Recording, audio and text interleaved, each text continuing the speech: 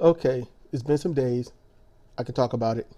So, Brazil rainforest on fire. Not through lightning strike, not through mishap. No. And I've listened to a few others cover this, even pro social pessimists.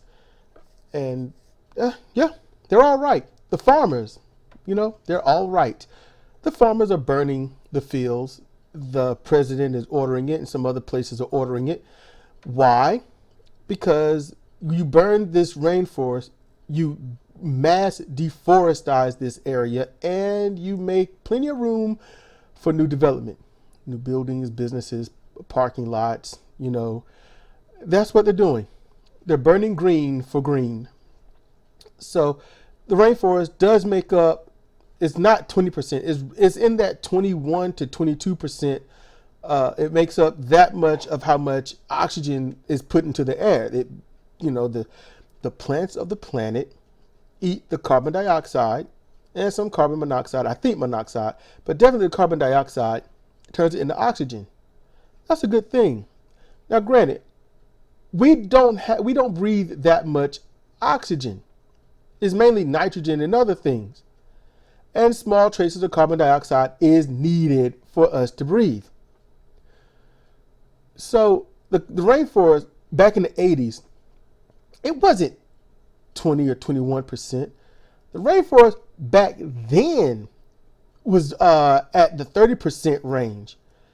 And just when I first heard about it on a report from, I think it was obviously before I was born, like in 69, 71, the rainforest was estimated to make up 40 to 45% of how much air we have. Now, I'm just going to throw this out there for everyone to think about.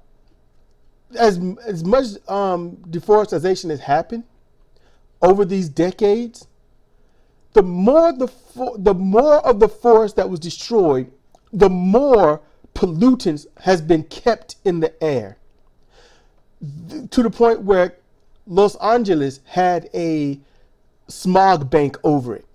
Brown smog bank. The buildings was coated in their own filth. In the late 90s, China had a smog problem, as well as other places in the Middle East. Now, it's got to the point where in China, most places, everyone's wearing masks because they can't breathe the air too well. There are people in the mid 2000s that has died from lack of air because there's so much smog and stuff during their industrial revolution. We have killed a lot of our own breathing material for money. For money. I mean, it's not just, capitalism is a thing and people have Stockholm syndrome of it. But just think about it. Just think about it. I want you to lie down in your bed. I want you to put the covers over your head. And every time you take a breath, you make $100. I want you to imagine that. Every time you make $100. Every time you, let's say, make another $100. So a full breath is $200. I want you to count how many times you exhale before you need air. And then at that moment will you discover how much your life is worth. Because once you hit that 20% threshold, it's too late to go back. We've already gone over the threshold. We have. Now, we can slowly but surely reverse things, and it would take it maybe, I would say, about 10 or 12 years for it to go back to the way it should be for us, But right now, we are messed up. And everything that Donald Trump wants to be in, he wants to control everyone's lives here and there.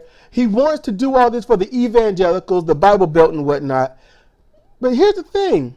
If it's all about God's green planet, why are we allowing this to happen?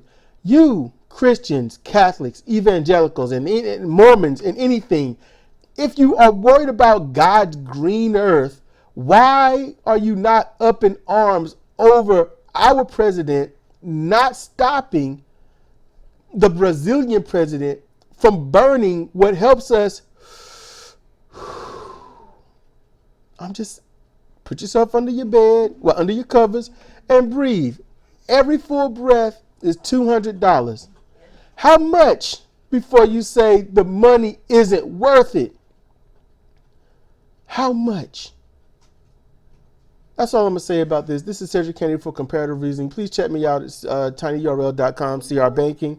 I also do commentary on a wrestling show, gaming wrestling show commentary, CR Fire Pro. Please check that out. So that's all I got to say. Please, just help us breathe. Please. Thank you for listening.